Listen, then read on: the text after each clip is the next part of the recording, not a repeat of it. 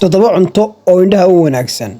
Cuntooyinka indhaha u wanaagsan ayaa la tilmaamay inay yihiin hanaanka ugu wacan aad ku daryeeli karto indhahaaga. Beta carotene, khudradda dahaadhkoodu yahay huruudda ama jaallaha ayaa la tilmaamay inay ku qani tahay beta carotene, tan oo ka qayb qaadata in laga helo faytamiin A oo indhaha wanaagsan waxaana ka mid ah kaaroodka.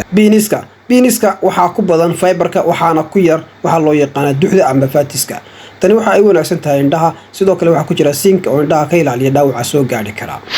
Midhaha sida liinta iyo sidoo kale strawberry-ga waxa ku jira vitamin C. Dhanka kalena muudka laga tuujiyo liinta waxa ku badan vitamin C-ga oo ay ku badan yihiin waxa loo yaqaan antioxidants oo difaac u ah aragtida indhaha.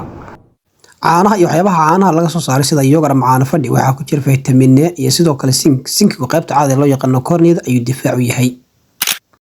Duxda kalluunka waxa ku badan omega 3 waxay u wanaagsan tahay indhaha qalalan, sidoo kale waxay difaac u tahay indhaha guud ahaan.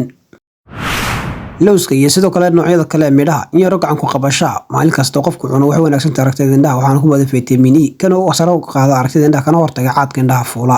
Hilibka lo'da iyo kan digaaga labadaba waxa ku badan maadada loo yaqaan zinc waxaana ishu isticmaashaa inay ka samayso melanin tan oo qaybsan qaybta retinada isha midabaynta.